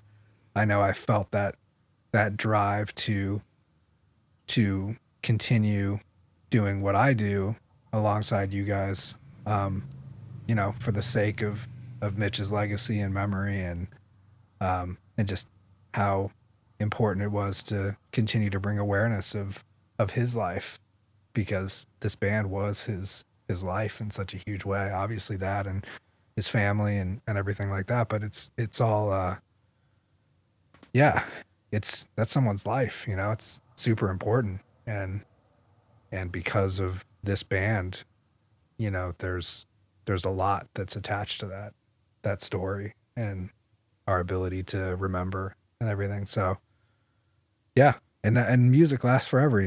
The beauty of Spotify and these sorts of digital streaming outlets is you no longer have to go rummage through a CD bin at a store anymore to find a band that you like or an album somebody told you about. Like, that music is there for everybody to find just with a simple search term. And so those records that Mitch was on and everything, it's just, new generations of people are just gonna hear that forever. Yeah. And so, it's so important, I think, just the entire scope of the career of Suicide Silence and how we've been able to celebrate Mitch's life and the music that he was involved in with you guys, and and allow that to help people that find that music and hear those lyrics and things like that, forever, helping new people. So, and the more we put ourselves out there and the longer the band continues, it's just the more that overall awareness grabs onto new people, So Yeah. I really appreciate the length of time you guys have been able to keep this up, and and I've been in it with you guys for probably a lot of those same reasons of carrying on for reasons that we all kind of felt like we had to, Exactly. No, I feel the same way. It's kind of one of those things that people don't really know what's going on, like behind the scenes. Like, people don't know, like, that you're involved. Like, people don't know, like, hey, like, our manager that's been our manager since day one is still involved. We love this. We're gonna make this work.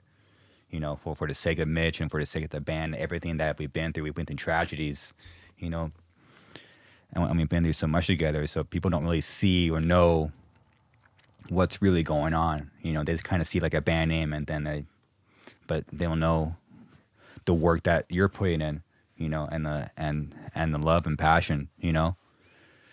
It's very rare. I mean, if that tragedy happened and you weren't in the band, you weren't part of our foundation, yeah, I mean, it would have failed. I mean, it had to be somebody that quite literally was in it, and was a part of that uh, that tragedy. Yeah, I totally agree. I mean, it all happens for a reason. It's me for a reason, and in my life, it's you guys for a reason. And so, Hmm.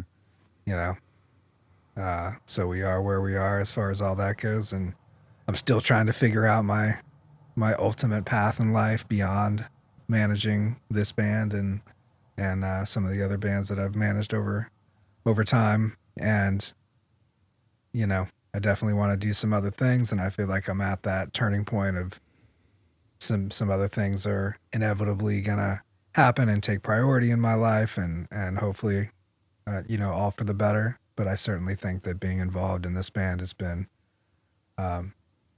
so significant, and I hope it continues to be. And I certainly plan to remain involved. And yeah, what you said about people not understanding the inner workings of the band and knowing who I am and kind of what goes into surviving these tragedies and everything else. It's yeah, you're totally right about it. And that's always been that tough part of running the band's social media and things like that. I'll see a lot of the messages from people that have their opinions about the band should break up, the band should change their name, or this, that, and the other thing. And there's so much humanity lost in some of these comments and opinions where people don't stop and think when they're on the internet about like the real lives of people that are affected in these scenarios and these decisions, and it's not just as simple as, what they imagine would be best for them as the listener of this band. Like there's real people's lives, and they only get one shot at being the age that they are. Anyone does, and what you decide to do, whether you're making music or any other job, it's like, they're big decisions. And I think this band has always stuck together and persevered through a lot of things that, the listeners and fans might not fully understand.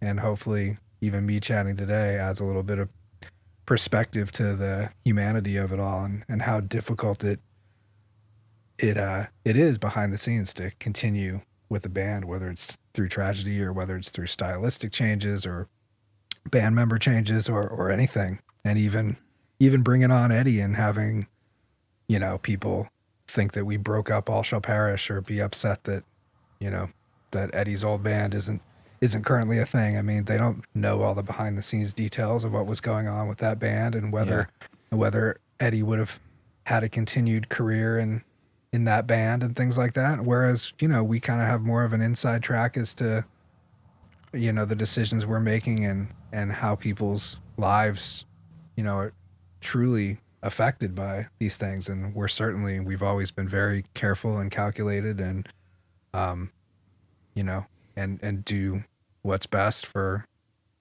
the people that are close to us, and what we feel like is the best direction to take in any time, And so it's just really easy for people on the outside to be like, man, they broke up my favorite band, or they should have got this guy. They should have got this guy. It's like, well, we don't just like pick from a hat, and then that person comes down to the jam room, and all of a sudden they're in our band, and then we break up their band, and it's perfect, right? It's just like, no, you got to have so many things working together to replace, especially a key band member or front man or anything like that. Like, we're not looking to replace somebody for a week or a single album or anything, but you're talking about, like, again, people's entire futures and things like that. And so much goes into these decisions, and there's so much pressure within us, let alone to the fan base, to continue on and make the right decisions. It's just so difficult, and it's very hard. And like you said, it takes the right person working with the right band to make the right decisions, because there's just so many things that can go wrong along the way. So there's so many little things, big things that you got to get right. If you don't have someone, especially like you, like to steer the ship that's been there for years and knows the history and the backstory and the story, everything. It's like you kind of need someone that's been there. Speaking of story, just like a real quick one that might lighten the mood a little bit. I love it. That I know I've never said publicly, really, but back in those days of running the Myspace, I mean, I think I've told you this story before, but there was that guy in Mexico that I guess worked at some convenience store, and he was wearing our Pull the Trigger Bitch like tank top, and I remember he sent a picture of him wearing the Pull the Trigger Bitch shirt, covered in blood, given the metal horns, and he basically said, hey, I was wearing this at this convenience store, and these guys came in and held me up and shot me, and I thought it was crazy. I'm wearing the Pull the Trigger Bitch shirt. And I just remember seeing that and being like, geez, man, this is real life right here. Like, this is real life. This guy's wearing a shirt that says Pull the Trigger Bitch, and somebody pulled the trigger on him. And I remember thinking, what the fuck? And he thought it was metal. And I was like, dude, these Mexican fans are crazy. And like, I just, we gotta go down there. To me, that's, I know I don't have the type of stories that you guys have on the road and these sorts of things. So to me, my stories about the band, besides the behind the scenes private stuff of everything we go through, was simply relegated to like MySpace messages back in the day. So I just always remember, you'd get those ones of people that are suicidal and they're thankful that the band saved them or helped them through this, like I had mentioned earlier. But then you sometimes get these crazy ones where a guy gets shot wearing the Pull the Trigger Bitch shirt, and he thinks it's cool, and you're just like, man, we've made it, man. I mean, our merchandise is getting bloodied across the border. Like, this is real. Yeah, it's definitely one of those moments. But yeah, Wow, dude, what a trip. metal fans, man. I mean, I feel so bad that the guy got shot. I know. But that kind of, I mean, back in the day, I don't know that this happens that much anymore, but I remember just those, violent pits that we would sometimes have, and fans would get, broken noses, or they'd get bloodied in the pit. And again, they would like come up after the show and talk to us or talk to you guys and be like, dude, I fucking It's broke violent, my wrist in the pit tonight, dude. You guys are crazy. And it's like, dude, if that was me, I'd be in like the hospital, I being know, like, it's- I'm not going to another metal show ever. And yet these fans, especially in those early days, it seemed like when the scene was like really coming up and exciting, like people would just get hurt, and they would almost wear it like a badge of honor that they got hurt during the Suicide Silence set. They like know the song they got hurt during. It's just like, man, you guys are Man.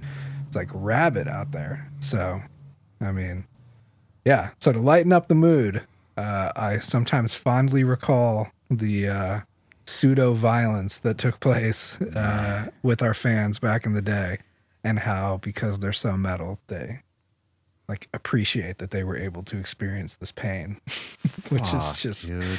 so. Just use that when you're writing the new record, Garza, to really dig down and make the heaviest songs you've ever made. Use that pain that people self-inflict upon themselves or others, and enjoy it because they felt the music during the time that it was I mean, for all I know, the guy at the convenience store had his headphones in and he was listening to the song when he got shot. I mean, in my mind, that's how the story goes. Wow. But yeah, That's nutty. there's a lot of nuttiness about the way this band came up. And again, you take something as Still going. humorous and kind of, I guess, childish as Family Guy and that kind of humor, and you mix it with brutal vocals and presentation, and you've got this really interesting hybrid of a young band, finding itself in this dawn of deathcore, as it turned out being. And yeah, it's just, again, talk about a time and place, man. It couldn't have happened at any other time in history, in any other garage except for this one. And Yeah. it was significant in the lives of a lot of people, and those people have now grown up, and thus that makes me pretty old. But I think there's always new generations of metalheads coming up, and there's always new Yeah. music that you guys are conjuring up.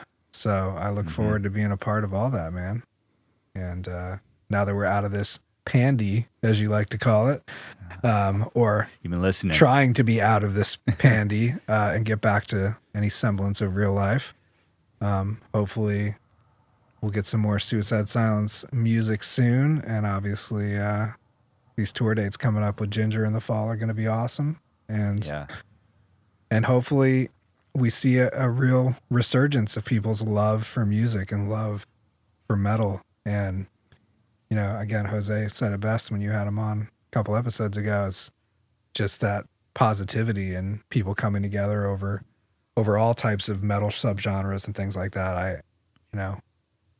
I really enjoy being a part of that as well. And I hope that, if anything, people have learned through this pandemic and being alone and not having concerts and all this, is that it doesn't matter what type of metal you're into. Like, it's a community of people. Things are always changing. Let's help each other out. Let's, grow as people. Let's help bands grow and spawn other bands that are also badass, and just have that synergy so that everybody can thrive together, because there's just, that's the only way people can make a living doing this kind of music and things like that, is if everybody works together and tours together and promotes each other, and, and spreads positivity, because there's plenty of negativity in the news and everywhere else. And the last thing we need is any of that in metal. And especially since metal always had that stigma of like negativity and Satanism and all this stuff. I really think metal community's done a great job of shedding a lot of that, and people coming together, working together on stuff, charities, and again, just people helping each other out. I think I've seen that grow over the last few years for sure. And I think hopefully that's going to grow exponentially Yeah. once touring gets going again, and you know, people start supporting artists and supporting each other. Yeah. One thing that he never did to us that a lot of other managers do Uh is he never blew smoke up our ass. I always And, blew it right down your throat. Yeah, you always never overhype things. You always shot us to us straight. And in the long run, that's definitely been very beneficial. Like we'll play like an amazing show, like I don't like Knotfest or something, like something, and you just don't. You be like, dude, good show, man. And and then I was like, what? He won't say anything good to us. Fuck. Well, I've always tried to be the right level of encouraging, but you're right. I would never overhype you guys to yourselves, or I would never overhype you too much to even to other people, because I felt like people could see through that. You know, I wanted the appropriate amount of realism to what's going on, especially since your guys' success was really strong most of the time. You know, and it just shooting it straight was, I think, the best way to show people that this is growing organically and it's not smoke and mirrors in any sort of way. And yeah, I mean, I would tell you guys how it was and not make you promises that I couldn't keep. I wouldn't say, oh yeah, you're going on tour with this band, no problem, it's going to happen, or anything like that. I wouldn't lead you guys on. And I wouldn't tell you, oh, you're the next big thing, you know, either. Never happened, you know, yeah. so I think, but a lot of that, I mean, that's just me being me. And I guess that's different than if I were to have apprenticed or been the protege of some other manager, or maybe I learned from some manager, no, you got to talk to your artists like this. You only tell them what they need to hear, and then don't tell them about this, and don't ever talk about this with them. And, you know, whatever the strategies are to make sure that your artist is kept at a distance and you're taking the commission check and everything's hunky-dory. Like, I never ran things that way because I never saw any other managers do anything. I just learned, you know, how to do things based on my own personality and just how I am as a person. And I would just chose to just be me around you guys from the very beginning. And I think you not seeing me as a manager trying to get into your pockets and make money off you for my own, you know, personal gain or something. I think the fact that I never came off like that is the reason that I'm sitting here right now, you know, because that is what you mentioned earlier about bands changing managers all the time and things like that is, yeah, people don't stick with the same manager for a long time because usually the relationship it's really hard to see eye to eye on the business side and the creative side for an extended period of time, especially when, you know, people can't help but have their own well-beings in mind in their lives. And sometimes it's really difficult to keep up a relationship, you know, with anybody, whether it be a marriage or a best friendship or managing a band or whatever. It's difficult, especially when money is involved, because somebody can always choose to see it as that person's ripping me off, you know, like and it could go both ways. A manager could see a band as like, you know, the band's taking advantage of me, or the band could see the manager as he's taking advantage of me. And the problem is so many managers do take advantage of bands and have historically, you know, taken money from bands that didn't belong to them or had shady business practices or whatever. And then that kind of adds a stigma to all band managers as like, got to be on the lookout, because, you know, you'll hear stories about this manager or that manager, or, you know, you said something important early on about how bands need managers, but which I of course agree with in, you know, almost all cases. But you'll definitely find people that say like, don't get a manager, or you guys don't need a manager, or, you know, you need to keep all that money for yourselves, do this, do that.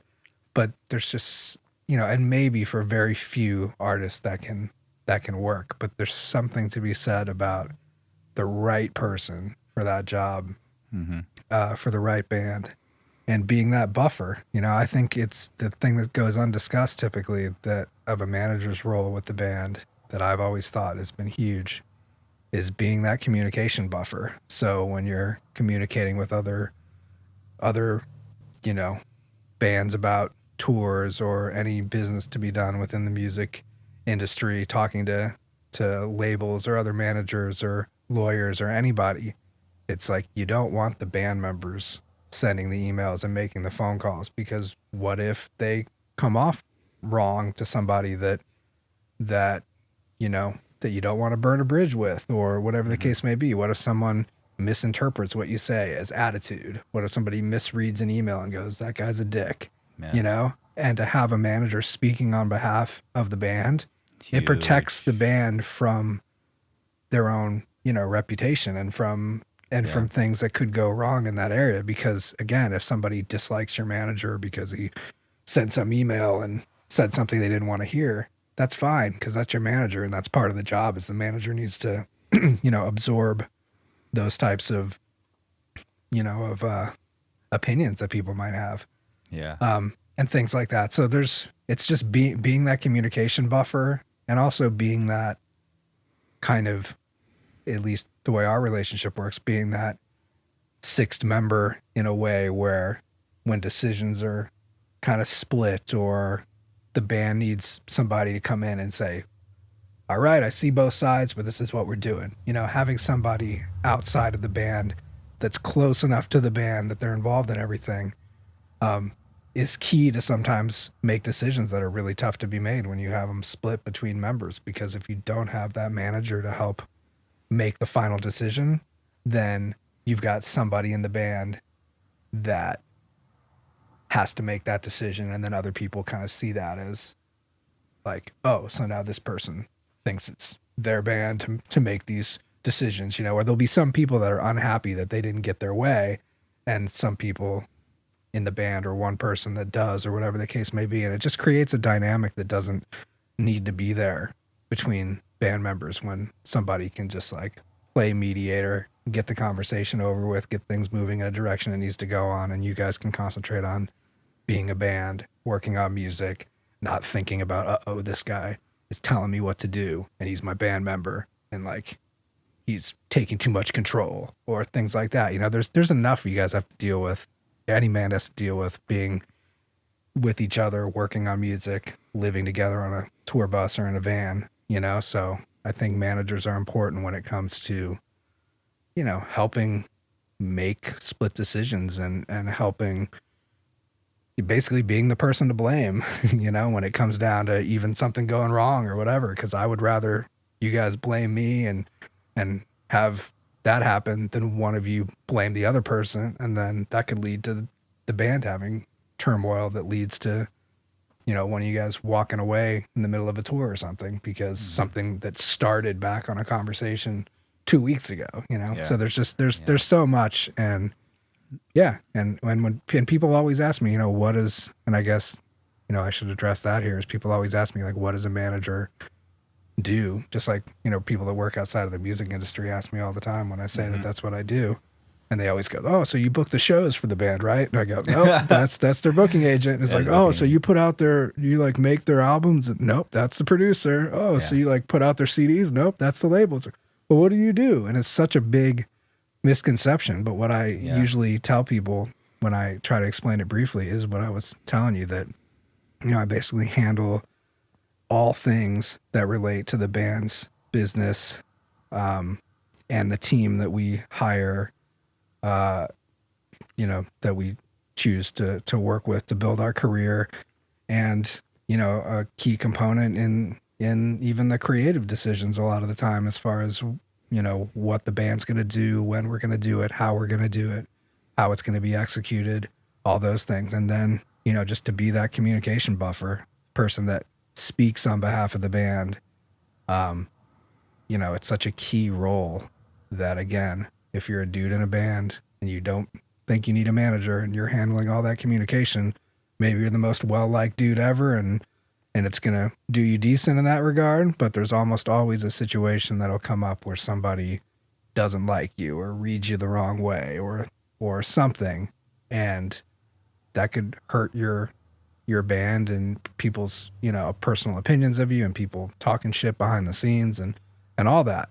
But, you know, that's what a manager's for, to be, damn it, that band's manager, I remember that email I got from him, and Yeah. where he told me no, and I fucking always never listen to that band again, right? But it's a lot better than somebody going and personally like shaming your name because they feel like you're cocky or full of yourself or something. Because again, when you're emailing on behalf of your band and you're becoming a successful band, you also always have that balance of how do I pursue opportunities and not come off as like cocky? How do I negotiate money and not come off as like feeling like I deserve more than I'm worth and, you know, being bold? But it's just like almost an impossible balance to reach. That's why you need another person to reach out and say, yeah, the band needs this much money. Because it's one thing if I'm telling somebody how much money you guys need to make an appearance or to do something, than if you're telling somebody and they're like, come on, man, you're full of yourself. Give me a discount. Remember that time we smoked out at the behind the venue? It's like, no, I don't need to negotiate with you right now. Like that's why you have managers and stuff, so that the conversation never gets to that. Come on, bro. Thought you were cool, you know. But well, Jerry, thank you for being that communication buffer, dude. I do my best, and I will continue to do my best, and I look forward to the many phases of this band that are still yet to come, like the grandpa version of Suicide Silence, where you guys are all old men and you can't even get out of your chair, but technology's got it to the point where you can just like track your records while reclining. You don't gotta go anywhere, dude. The producer's like right there on this tall like LED screen right in front of you. Perfect, dude. There'll be robots tracking your record. Yeah, I was about to say we'll probably be a lot slower, but shit, if we get robots. Dude, at that point, you'll be able to write riffs just like with a chip in your mind. So instead of even like having to record the demo, you just think the riff and then boom, there it is, dude. Dang, are we getting a chip? I mean, we might already have it. I hope not. That too. I hope not. Are we even alive right now? But dude, with how much has changed in the music industry in just the time that I've, worked in it and you've been in a touring band and everything, I mean, dude, just to think about what could happen in another 10 or 15 years, it's just crazy how fast things are moving and what technology, is going to be like and how bands are going to record and release music and whether full-length albums are even going to be a thing at all or if it's just going to be singles and short EPs and, vinyl's had its resurgence, but, what if that dies out, then what's the cool collectible going to be? Are cassette tapes going to come fully back as the cool collectible? Are people going to start putting CD players back in cars again just for fun, and then all of a sudden CDs are going to be collector's items all of a sudden? Who knows? But I just hope that I guess what I really hope is that everyone that works in this business is able to find their way and continue working and doing what they love, whether that's the producer, the mixer, managers, the artists themselves, of course, music video directors, all these sorts of things, a lot of which merch companies, things that I've dabbled in that, I've seen those industries change so dramatically and budgets fall apart and it being difficult for people to continue, as technology progresses and things get cheaper and people are able to just get things done differently than they used to. So I just hope that everybody, that's really put their heart and soul into music and into our metal scene specifically can continue to adapt and change with the times and that bands can be self-sufficient,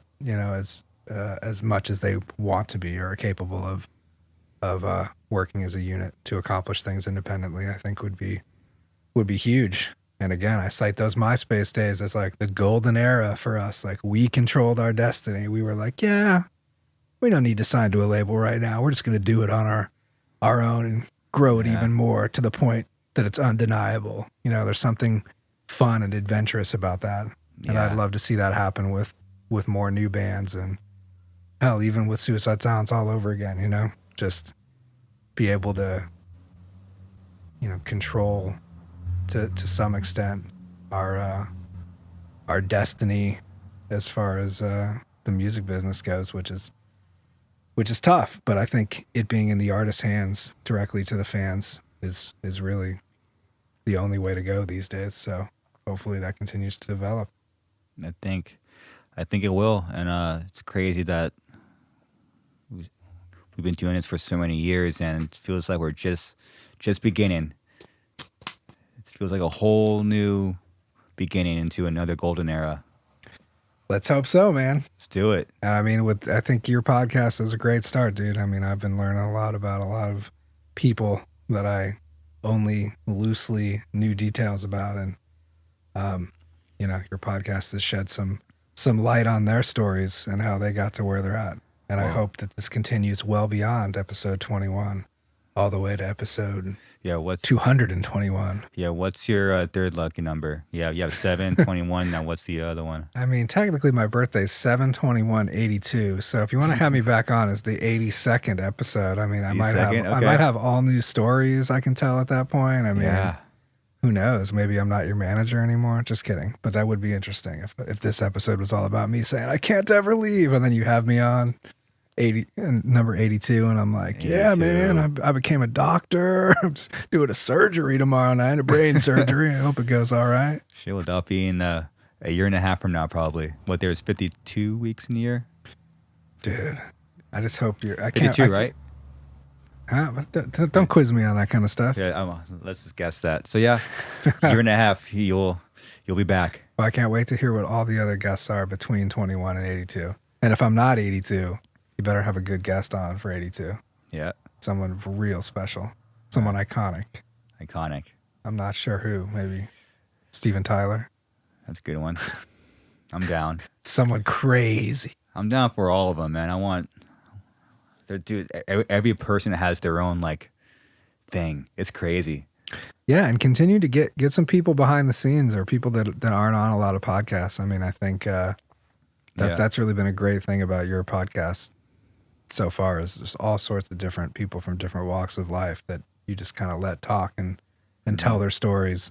And even though it's impossible to cover even like a fraction of all the things that they could talk about, they kind of talk about what comes naturally. And I think that's, a big part of the success of this so far. And I think the continued success, just letting people's personalities come through. Very, Howard Stern-esque, where you just kind of get to the nature of the individual, and people can kind of feel like they know the person better. Totally. Definitely a shocking, like, accelerated way of learning each week. Like, there's like, oh, wow. Whoa. There's like one thing. Well, I'm not sure what you learned about me, Garza, but there's got to be some things in there that maybe you never knew before. Yeah. Secret reveal. It's like, or sometimes you'll hear something, and then it'll hit you like a month later. Like, whoa, they said that. And then it stays with you. It's weird. It's cool, though. I learned a lot. Or, somehow, one time this week I was having like a non-inspired day, and like thought about like this thing that I learned from Lorenzo. Lorenzo pops in my head. I'm like, oh shit, he said that. That was very true. Holy shit. Then my day's better. Nice. Like, holy shit, dude. I'm like, that's just... I should have come here with some inspirational quotes or something. No, you did. I don't know what you're going to take from this. No, who knows? I'll probably listen back to this and I'm like, whoa. How long have we been chatting, by the way? What is the running time on this right now? It's we're almost at 2 hours. Man. Time flies, dude. Yeah, see? I can't even believe that. Yeah, this is one of those more positive moments we had in this room. We've had so many types of conversations in here. Band members leaving, almost taking hiatuses or breaks, or people wanting to leave, or I don't know. Yeah, so I guess being broke or getting paid. We have every type of. Yeah, that's true. I should have said early on that not only was this the band rehearsal room for all these years, but it's been the band meeting room. So all those scenarios where key decisions were made or things like that happened here, because this is just where we would have our band meetings. Yeah, I would drive to Corona. This would be kind of the home base for the band. And there were lots of times in this room that I'm sure everybody was worried, thinking, will the band continue? Oh yeah. How's this going to go on? And so to be in this room now and see it transformed into like a podcast studio and have air conditioning in here, which is That's just an that's the biggest shock of all. accomplishment in itself, because we have spent some hot days in here, and I wasn't even the one performing, but like I've filmed you guys in here rehearsing before, and I've almost passed out just from operating a video camera in here and like the lens would fog up. I mean, it was like real legit heat in here. Yeah, it gets nuts in here, man. Definitely Yeah. about 2 decades too late, but hey, it's here.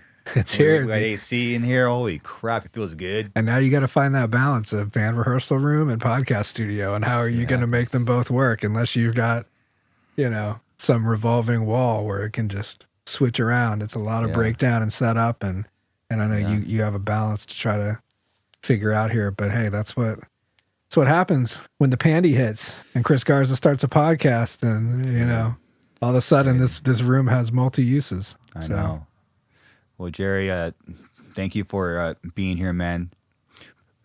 Appreciate all the years you put into this band. We wouldn't be here without you. Most definitely not. I don't see us being a band if you weren't still with us. All those key decisions that you were there for. Helping us get our start, to getting us back on our feet after we lost Mitch. I mean, we couldn't have done it without you. And you are a huge part, and that's why you are a member of this band.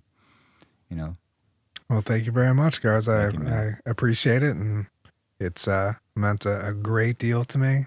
It did then, it does now, and still look forward to all the things we're going to accomplish together moving forward, and hopefully our future families will know each other and be friends and make music and all sorts of cool shit in the future, So I couldn't be more thrilled to be involved in your life and everybody else in the band, and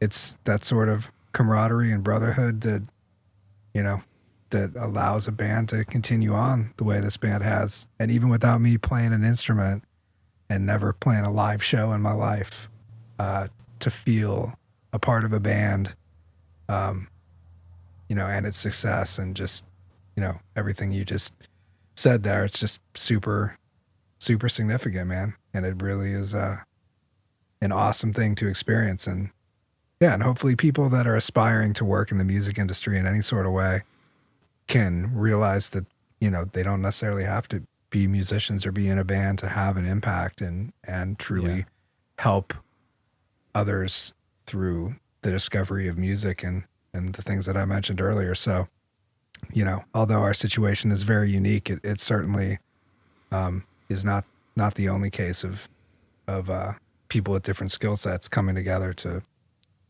make music and bands grow and affect people positively. So, so hopefully everybody can stick together and